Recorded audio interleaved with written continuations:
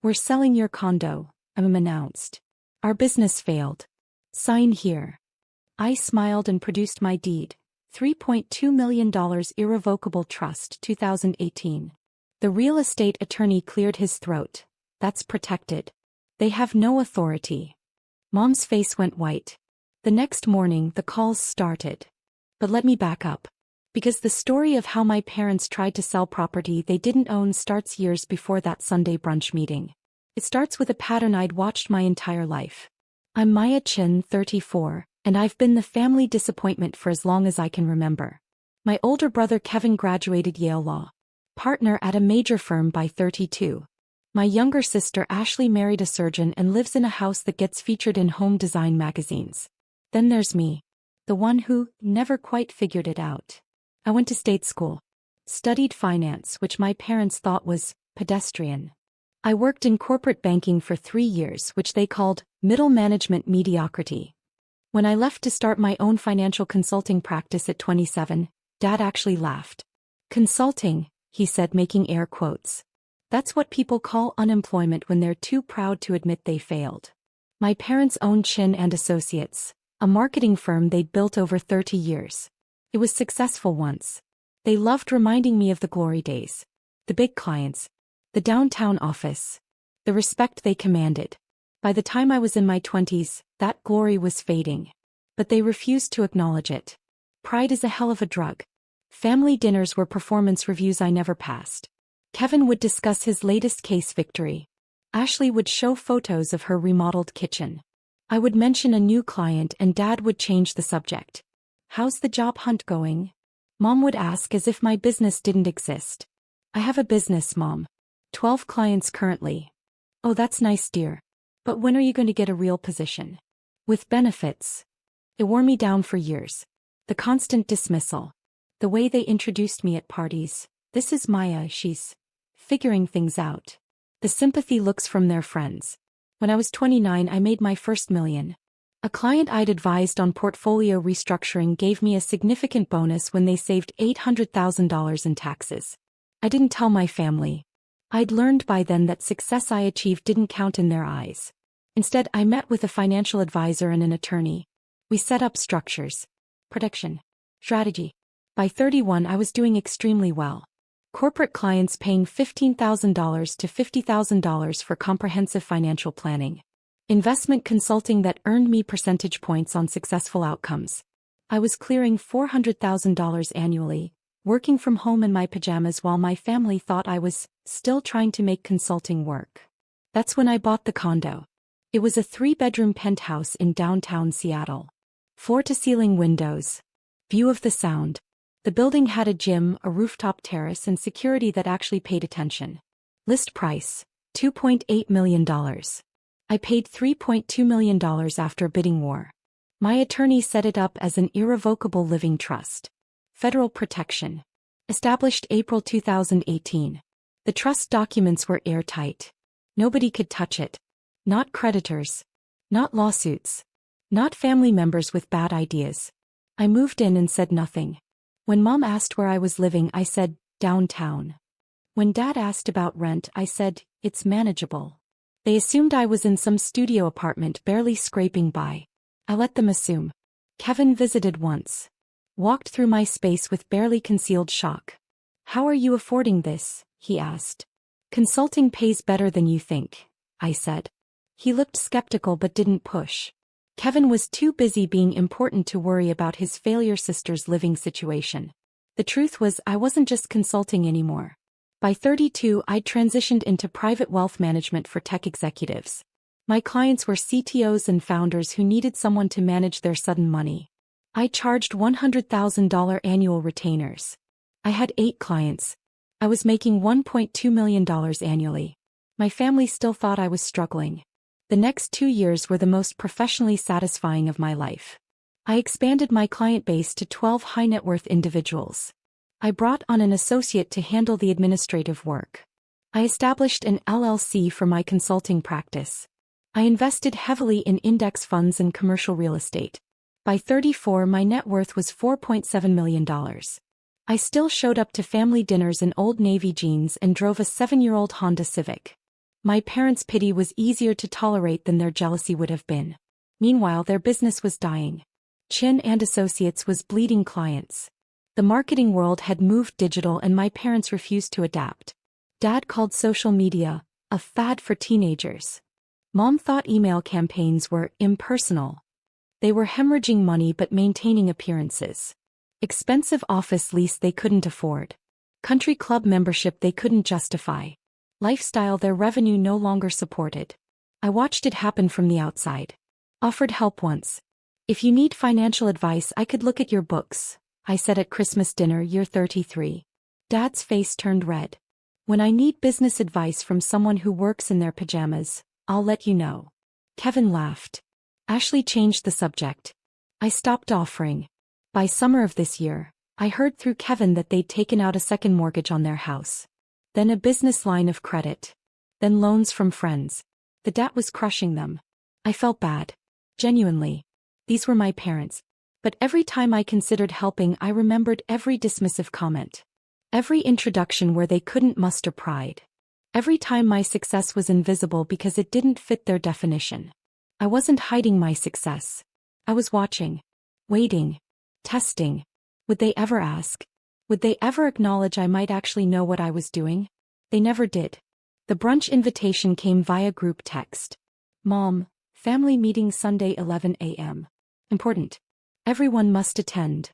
Kevin responded immediately, I'll be there. Ashley, wouldn't miss it. Should I bring anything? I replied, see you then. No pleasantries. No explanation. Just the command to appear. I arrived at their house Sunday morning. The same house I'd grown up in, now showing signs of deferred maintenance. The lawn needed work. Paint was peeling on the shutters. Inside, Kevin and Ashley were already at the dining table. A man in a suit sat with them. Late 50s, silver hair, expensive briefcase. Screamed attorney. Maya, you're late, Mom said, though I was exactly on time. Traffic was light, I said, taking a seat. Dad cleared his throat. We've called you here to discuss a family matter. A solution to a temporary business setback. Temporary. Of course. The attorney introduced himself as Richard Vance, real estate attorney. He had papers spread across the table. Your parents' business has encountered cash flow challenges, Vance said carefully. They need to liquidate some assets to restructure their debt. Kevin nodded along like he'd already been briefed. Ashley looked concerned but supportive. We're selling the beach house, Dad said. And your condo. The room went silent. I blinked. I'm sorry, what? Your condo, Mom repeated. The one downtown. We're selling it. You're selling my home? Maya, don't be dramatic, Dad said. We're selling the condo that we've been helping you afford. It's a family asset. My heart rate didn't even spike. I was genuinely curious where this was going. You think you own my condo? We've been contributing to your rent for years, Mom said. We have records of every transfer. That was technically true. They'd sent me money periodically. Help with rent, they called it. Usually around holidays, usually $500 to $1,000. I'd deposited the checks and never corrected their assumption. The money was maybe 1% of my actual mortgage, which I'd paid off in 2021. The property will sell quickly, Vance said. Downtown Seattle market is strong. Estimate $2.90 to $3.10 million. After closing costs and our commission, the proceeds will clear your parents' debt completely. And where exactly am I supposed to live? I asked. Ashley reached across the table. Maya, we know this is hard. But family helps family. You can stay with us for a few months until you find something affordable. Something affordable.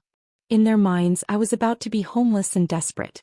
Kevin added, it's actually good timing for you. Downtown living is expensive. You'll save money in the suburbs. The suburbs. Like I was a college graduate moving back home. Dad slid papers across the table. We need your signature. Transfer of deed, listing agreement, authorization for sale. I looked at the documents. They'd actually prepared everything. Listed themselves as owners. My name appeared only as current resident. This is quite a lot to process, I said calmly. Maya, our business is at stake, Mom said, voice rising. The company your father and I built for 30 years. You can't be selfish right now. Selfish. That word hung in the air. Just sign the papers, Dad said. We'll handle everything else. I smiled. Actually smiled. Then I opened my purse and pulled out a folder I'd brought for exactly no reason except intuition. The trust documents. The deed. The title report. All of it. I slid my folder across the table, passed their listing agreement and opened it to the first page. Before I sign anything, I said, I thought you might want to see this. Vance leaned forward. His eyes scanned the top document and his expression changed. Professional mask slipping into something like alarm. What is that? Dad demanded. The deed to my condo, I said. Want to read it? Mom snatched the paper. This doesn't make any sense. Says, Maya Chin Irrevocable Living Trust, established April 2018. Keep reading, I encouraged. Property value $3.2 million. Purchase price $3.2 million. Trust designation, Federal Protection under IRC 2036. Her voice trailed off. Vance had gone pale. He was flipping through the other documents now. The trust agreement. The title insurance policy. The closing statement from 6 years ago. I don't understand, Ashley said. Maya, did you buy it? In 2018, I confirmed. Paid cash. Well, certified check. Same thing. Kevin grabbed the documents from Mom. This is impossible. You couldn't have had this kind of money. You were 28. You were just starting out. I was doing quite well, actually. Doing well. Dad's voice cracked. Where did you get $3 million? I earned it. The silence was spectacular. Vance cleared his throat. Mr. and Mrs. Chin, I need to speak with you privately. No, Mom said sharply. She's lying. This is fake. She forged these documents to avoid helping us. I almost laughed. The trust is registered with King County. The deed is recorded. Call the county recorder's office. Call the title company.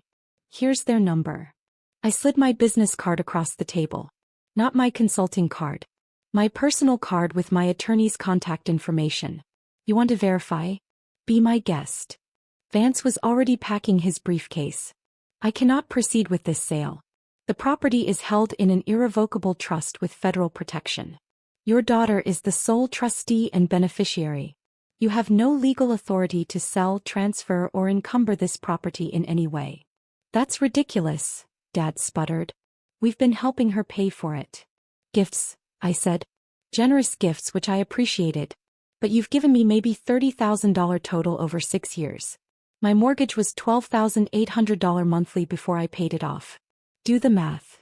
Kevin was doing the math. I could see it on his face. $12,800 a month that's over $150,000 a year just for the mortgage. Paid it off in 3 years, I added. Saved me about $340,000 in interest. Ashley looked like she might cry. Maya, how is this possible? Financial consulting, I said. Turns out it pays pretty well. The room erupted. You've been lying to us for years. Mom's voice hit a pitch that probably bothered the neighbor's dogs. I never lied, I said calmly. You assumed. I let you. Dad pointed a shaking finger at me. You let us think you were struggling. You took our money. You sent money without asking if I needed it. I accepted it graciously. There's a difference. Kevin stood up, pacing. This is insane. You bought a $3.2 million property at 28? That's what senior partners make. How? Client bonuses, consulting fees, investment returns. I'm good at what I do. But you never told us, Ashley said, wounded. We're your family. Would you have believed me? I asked. If I'd come to Christmas dinner at 28 and said, I just bought a $3.2 million condo, what would you have said? Silence. You would have accused me of lying then too. Or assumed I'd done something illegal. Or married someone rich. Because in your minds I'm the family failure. Nothing I achieve changes that narrative. Mom's hands were shaking. How dare you? After everything we've done for you. What exactly have you done for me? The question came out quieter than I intended. We raised you. We paid for your education. State school on scholarships. I took loans for the rest. Paid them off by 26. We gave you opportunities. You gave Kevin and Ashley opportunities. You gave me disappointment every time I didn't meet your impossible standards. Dad slammed his hand on the table. This is about our business. We're losing everything. And you're sitting on millions while we drown. There was the real anger.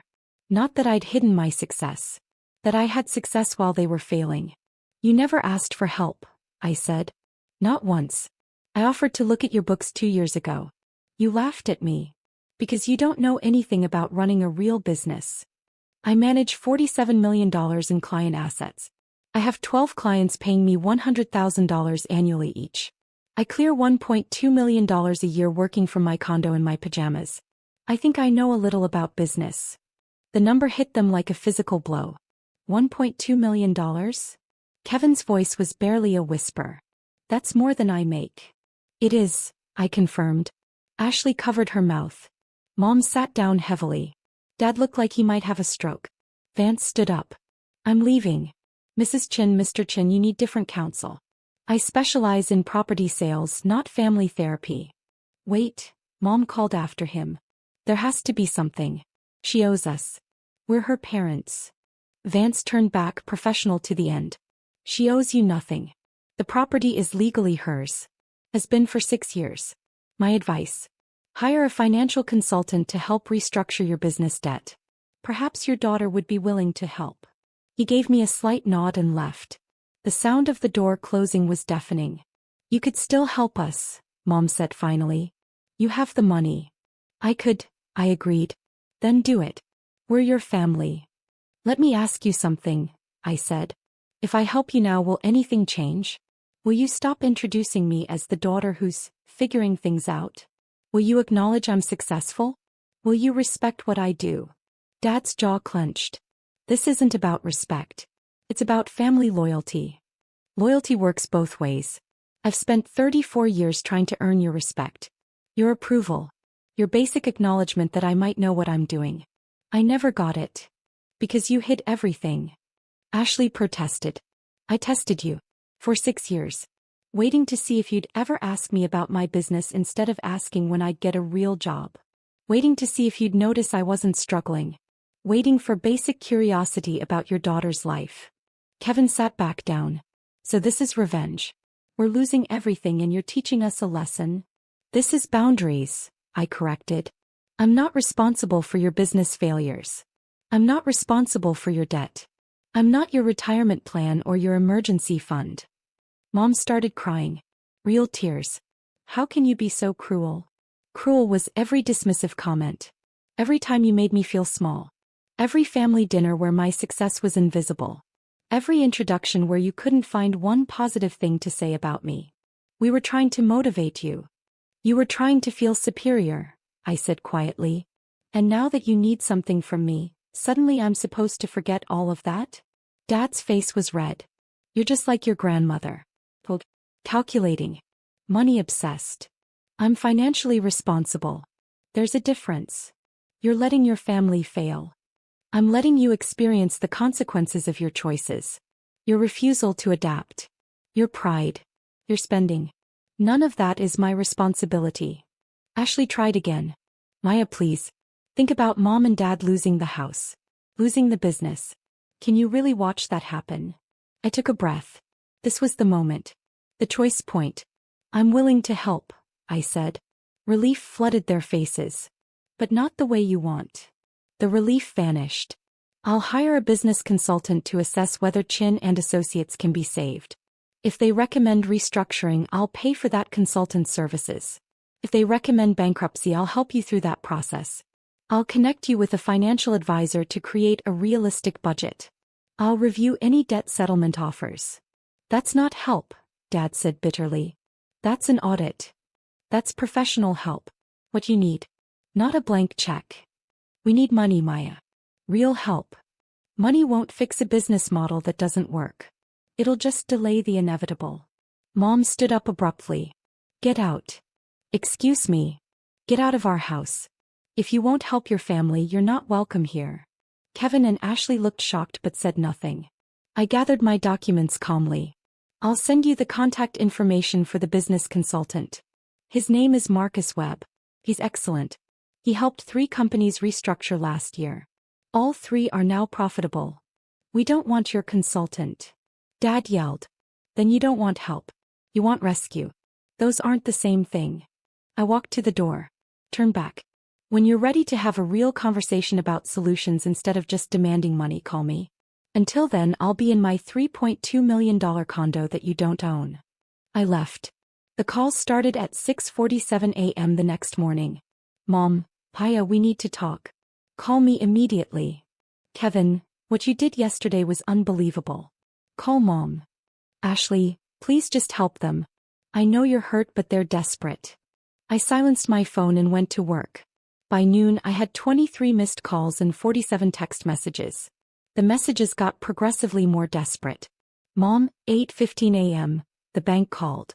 We need to make a payment by Wednesday. Kevin, 9:30 a.m., I talked to some colleagues. They said you're right about bankruptcy, but Mom won't hear it. Ashley, 10:45 a.m., Dad's blood pressure is through the roof. Please. Mom, 11:20 a.m., we can negotiate. You can set terms. Just please help us. I responded to one message. Kevin's.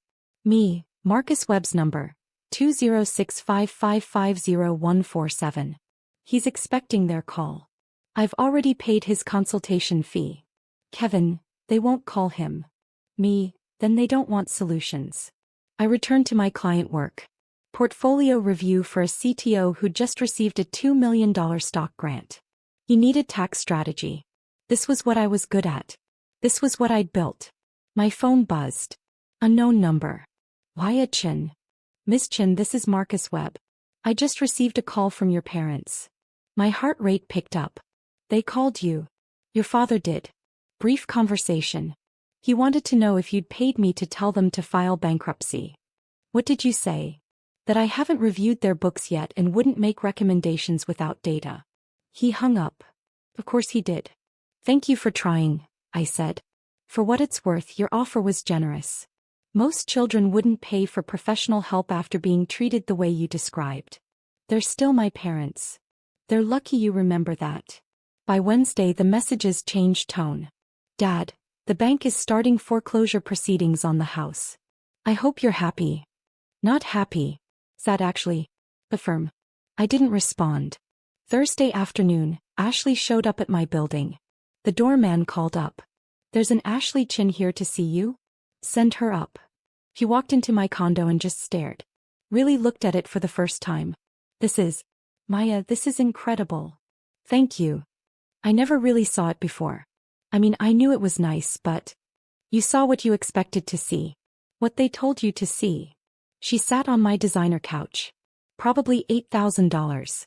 She didn't know that. They're going to lose everything, she said quietly. Probably. You really won't help? I offered help. They refused it. Money, Maya. They need money. How much? She blinked. What? How much do they need? Specific number. Dad said maybe $400,000 to clear the immediate debts and keep the business going another year. And next year. What? Next year, when that money's gone and nothing's changed, how much will they need then? Ashley didn't answer. That's why I won't write a check, I said. Because it's not a solution. It's a delay.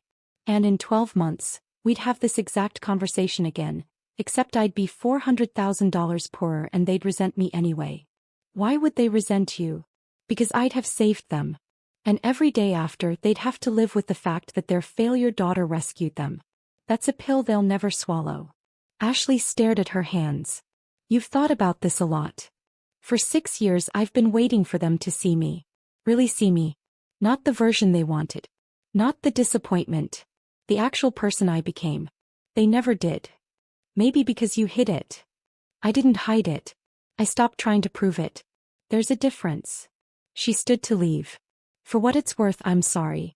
About how they treated you. How we all treated you. Thank you. But I still think you should help them. I know you do. After she left, I pulled up my financial planning software. Ran scenarios. If I gave them $400,000, my net worth would drop from $4.7 million to $4.3 million. Still comfortable. Still secure. But it wouldn't fix anything. I'd learned from my clients that throwing money at structural problems never works.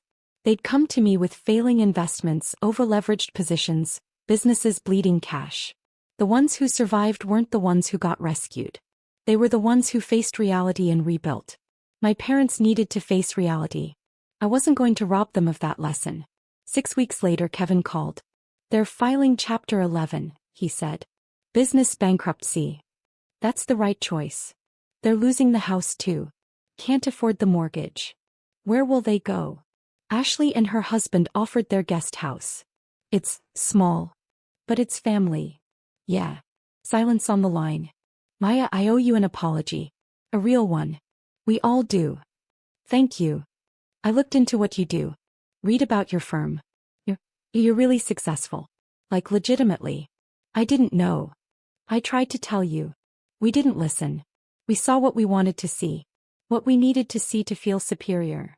That admission meant more than money could." "How are they doing?" I asked. "Angry. Embarrassed. Mom won't leave Ashley's guest house. Dad's been applying for jobs. It's rough. It'll get better." "Will it?" "If they learn from it, yes." 2 months after that, I received a letter. Handwritten. From Mom. "Maya, I don't expect you to forgive me. I don't know if I'd forgive me. Marcus Webb was right. The business was dying and I couldn't see it. Your father and I lived in denial for years. We spent money we didn't have to maintain an image that didn't matter. He tried to tell us. I remember now. Little comments over the years about changing markets, digital strategy, financial planning. We dismissed all of it because accepting your advice meant accepting you knew more than us. That terrified me. I wanted you to be the one who needed us. The one who proved we were still important, still wise, still in control. When you succeeded without us, it felt like rejection. But you didn't reject us. We rejected you. Your father and I are living in a 600-square-foot guest house. He's working as a marketing consultant for a startup. I'm doing freelance social media management. The irony isn't lost on me. We make $85,000 combined now. It's the most honest money we've earned in a decade. I don't know if we'll ever have a real relationship. But I wanted you to know I see you now. I see what you built. I see how strong you had to be to succeed while we tried to convince you that you were failing. I'm sorry. I read the letter 3 times. Then I called Marcus Webb. If they wanted to take business classes, community college, or online courses, would you recommend any? Several. Are you paying? Anonymously. Through a scholarship fund.